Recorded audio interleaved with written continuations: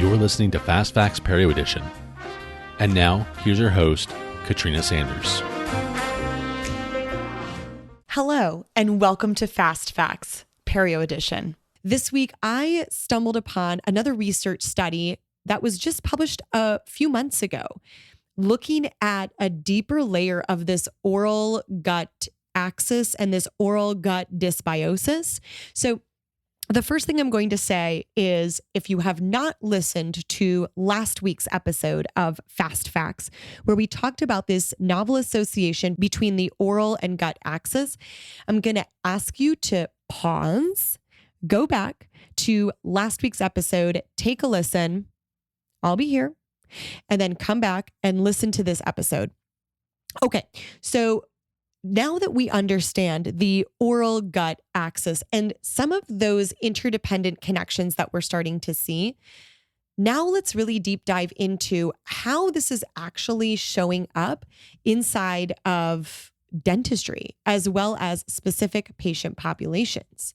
This week, we're looking at a research study that specifically looks at what that microbiota looks like in overweight and obese individuals. Now, it's important to notate that this, of course, is a really serious and unfortunately quite common complication that we are seeing, not just in the United States, but around the world. Obesity is extremely prevalent. Current data, and this is data from the NHANES that gathered components from 2017 through March of 2020. So the NHANES that was published in 2021 stopped at March of 2020. That's important. Stay tuned in a minute. The current obesity prevalence right now across the United States is about 42%.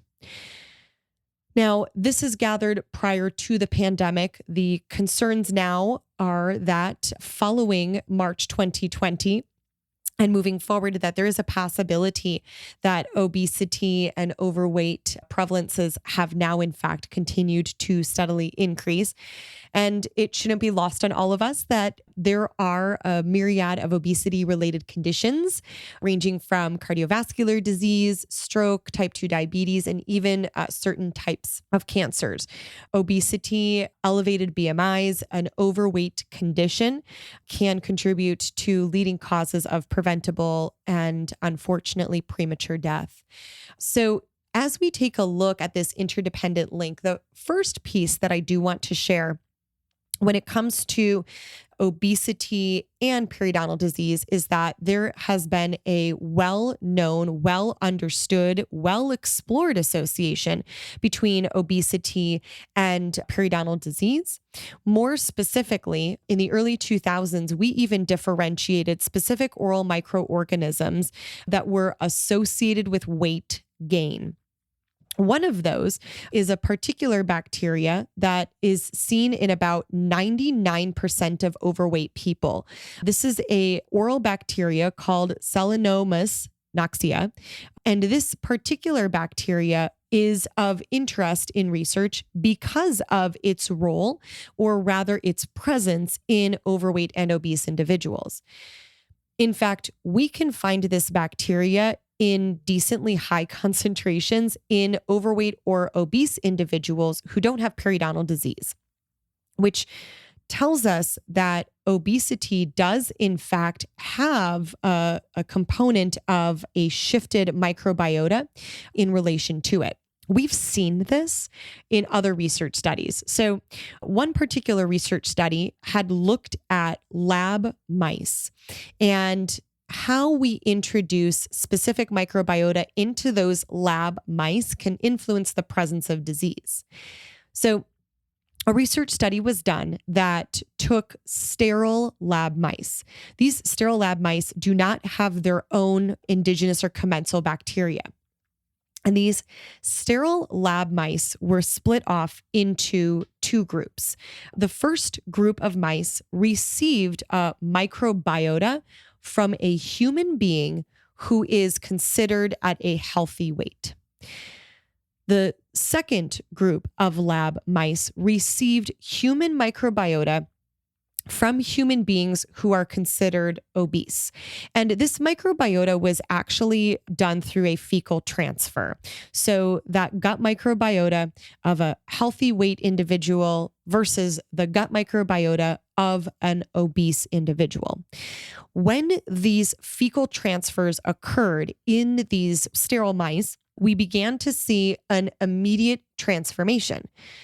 The mice who received the fecal transfer from a healthy weight individual maintained their weight. The mice who received the fecal transfer from an obese human began to become obese.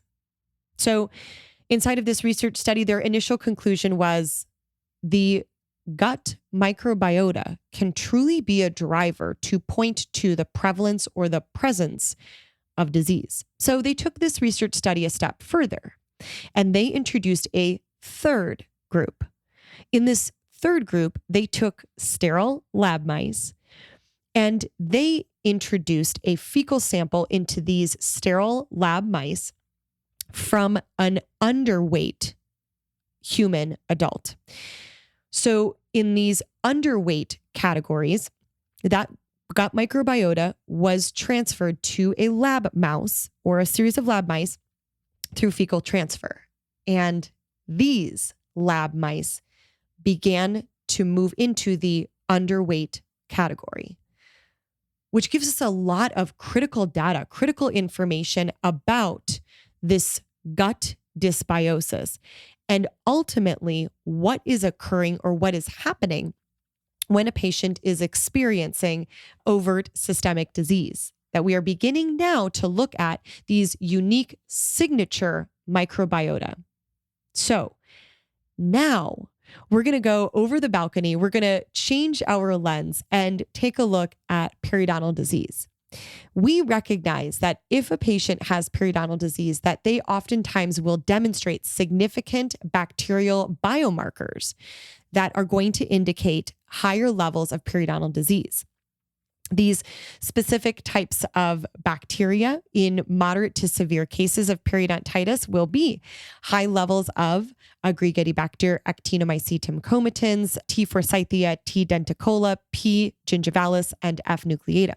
So as we're looking at these different types of bacteria associated with advanced stages of periodontitis, we are now beginning to study what occurs when these bacteria are able to translocate or transmigrate into the gut. That dysbiosis of subgingival microbiota in obese and overweight individuals is associated with an increased prevalence and severity of periodontal disease.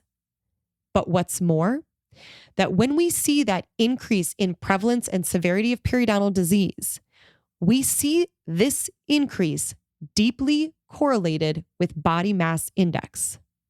This study highlights the importance that the oral microbiome holds. That yes, we do need to look to lifestyle interventions for patients who are obese or overweight, but more specifically, that dental interventions that are designed to resolve oral dysbiosis can, in fact, aid in restoring our obese and overweight individuals toward a normal homeostasis.